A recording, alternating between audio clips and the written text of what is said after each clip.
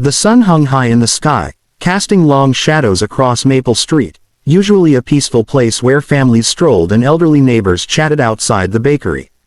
It was the kind of warm, bright afternoon that made people feel safe. But danger doesn't wait for darkness. At exactly 2:17 p.m., Eleanor Harris, a 74-year-old widow with a soft voice and a gentle smile, stepped out of the pharmacy with her small purse clasped close to her ribs.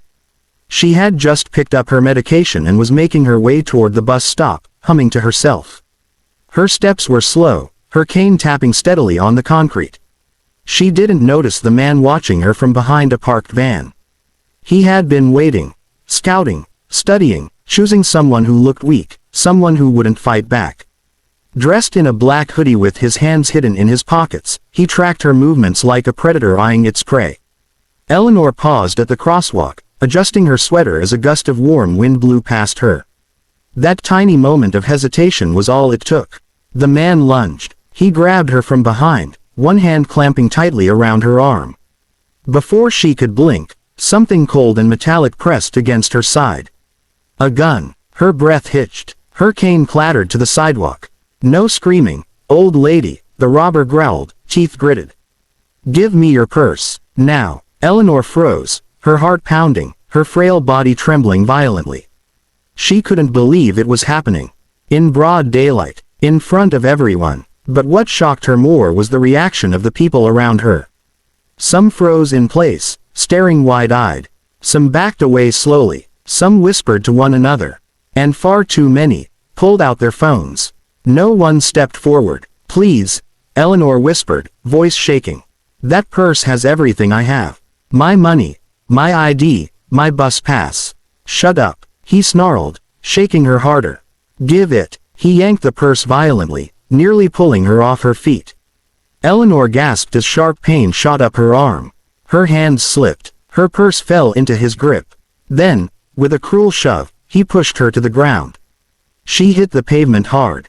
Gasps erupted from bystanders, but still, no one moved. The robber sprinted down a narrow alleyway as Eleanor reached out helplessly, her voice cracking between fear and pain. Help! Someone please, help me! Tears filled her eyes. Her cane lay yards away. Her purse, everything she needed, was gone. And that was the moment everything changed. Because someone did hear her. Not the bystanders, not the shopkeepers, not the passers-by, but a group of bikers fueling up at a gas station just across the street. Their engines were loud, but a desperate cry can cut through anything. The leader of the group, a tall, heavily built biker named Reed Bear Dalton, lifted his head the second he heard her choked plea. He removed his helmet, revealing a hawk-sharp gaze that missed nothing. You hear that? One of the other bikers asked.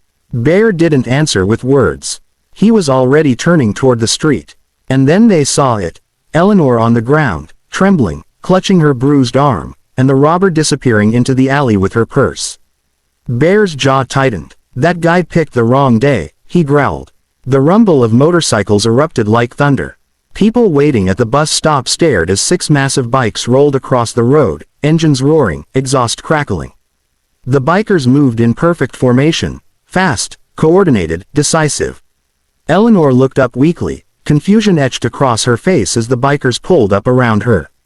One biker, a woman named Jess, knelt by her side. Ma'am, are you hurt? She asked gently. Eleanor blinked, overwhelmed. My purse. He had a gun. He ran that way. Bear didn't wait another second. Stay with her, he ordered Jess. The rest of you, on me. The bikers spun their bikes around, thunder roaring through the alleyway entrance.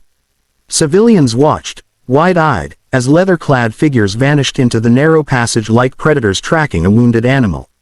Bear led the chase, eyes locked forward. The alley twisted and turned, littered with trash cans and graffiti-covered walls. The robber was fast, sprinting with desperate energy. But he had no chance against roaring engines and burning determination. The robber skidded to a stop when he saw a dead end ahead. No, no, no, no, he panicked, turning back. Too late. Bear's bike swung sideways, blocking the exit. The other bikers boxed him in. The robber stumbled, dropping the purse as his shaking hands raised in surrender. Hey, man, It was just a joke. I didn't mean. Bear stepped off his bike, towering over him. Pointing a gun at a grandmother is a joke to you.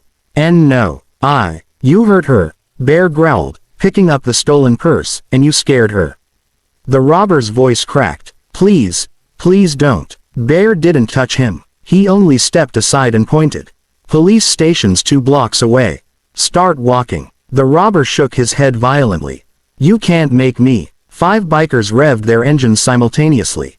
The echo was deafening. The threat was unmistakable. The robber ran. Bear picked up the purse, dusted it off, and signaled to the others. Let's get this back to the lady. They rode out of the alley, engines humming softer now, almost like a promise of safety.